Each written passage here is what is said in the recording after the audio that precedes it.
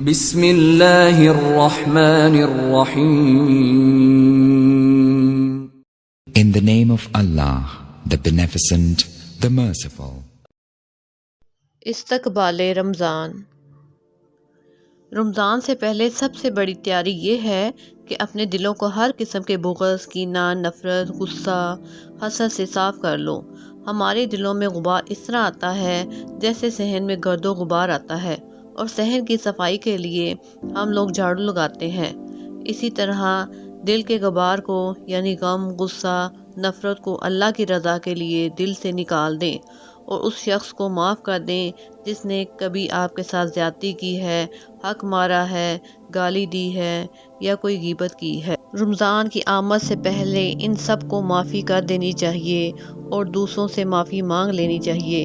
اگر آپ کی غلطی نہیں بھی ہے تو دوسرے کا دل صاف کرنے کے لیے آپ اس سے معافی مانگ لیں.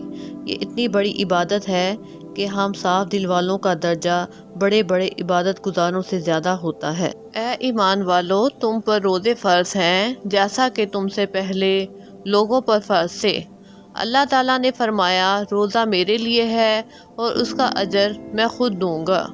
یکم رمضان کو جنت کو بھی آراستہ کرنا شروع کر دیا جاتا ہے، جہنم بند کر دی جاتی ہے اور حکم ہوتا ہے ایسی جنت کی طرف دوڑو جس کا عرض زمین آسمان سے زیادہ ہے اور وہ ہمیشگی والی ہے. آپ صلی اللہ علیہ وآلہ وسلم جس کام کرنے کا حکم دیں وہ کر لو اور جس کام سے روک دیں اسے رک جاؤ. گناہوں کو چھوڑ دیں اور خوب عبادت کریں، کثرت سے اللہ کا ذکر کریں، تسبیحات، قرآن، صلاۃ التسبیح، نوافل، دعائیں. آپ صلی اللہ علیہ وآلہ وسلم رمضان میں آندھی کی طرح مال خرچ فرماتے تھے. آپ صلی اللہ علیہ وآلہ وسلم نے فرمایا سحری کھایا کرو، اس میں برکت ہے. روزہ افطار میں جلدی کرو اور سحری میں تاخیر کرو، مگر اتنی تاخیر نہ کرو کہ اذان ہو رہی ہو اور تم کھا رہے ہو. مجبوری ہو، اگر دیر سے آنکھ کھلے تو جلدی سے کچھ کھا لیا کرو، اگر کھا نہ سکو تو پی لیا کرو. سحری میں اللہ کے فرشتے رحمت لے کر اترتے ہیں اور افطار سے پہلے دعا کا اہتمام کریں. حضرت عمر کا طریقہ بھی یہی تھا کہ افطار سے پہلے دسترخوان لگا کر دعا مانگا کرتے تھے.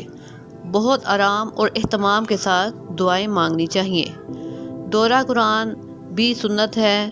اللہ تعالیٰ فرماتا ہے ہم نے اس میں رمضان المبارک میں قرآن نازل فرمایا اور اس میں فرشتے اترتے ہیں لیلۃ القدر میں، اور جو بندہ یا بندی جا کر اللہ کی عبادت میں مصروف ہوگا تو فرشتے اس سے مصافحہ کریں گے. تراویح میں قرآن پاک سننا اور سنانا سنت ہے. ایک رات اور دن کے اعتکاف کا اتنا اجر ہے کہ اس بندے اور جہنم کے درمیان 3 خندقوں جتنی دوری ہو جاتی ہے.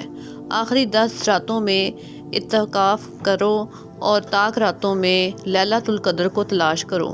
لیلۃ القدر معتدل ہوتی ہے اور سورج نکلے گا مگر شعاؤں کے بغیر. آپ صلی اللہ علیہ وآلہ وسلم روزہ کھولتے ہوئے خشک اور تر دونوں میں سے کوئی ایک کھجور استعمال کرتے تھے اور پانی کے ساتھ بھی روزہ کھولتے تھے. پانی چونکہ بہت بڑی نعمت ہے اور ہر شے کو پاک کر دیتی ہے. چاند رات بھی عبادت کی رات ہوتی ہے. جس طرح ایک مزدور کو مزدوری دی جاتی ہے اسی طرح روزہ دار کو آخری رات چاند رات کو مزدوری ملتی ہے. یعنی اللہ تعالیٰ اپنے بندے کی بخشش کا اعلان فرماتے ہیں. اس لیے چاند رات کو بھی خوب عبادت کرنی چاہیے اور خوب دعائیں مانگنی چاہیے. اللہ تعالیٰ ہمیں اور آپ کو رمضان المبارک میں خوب عبادتیں کرنے کی توفیق عطا فرمائے اور اپنی برکتوں اور رحمتوں سے نوازے. آمین.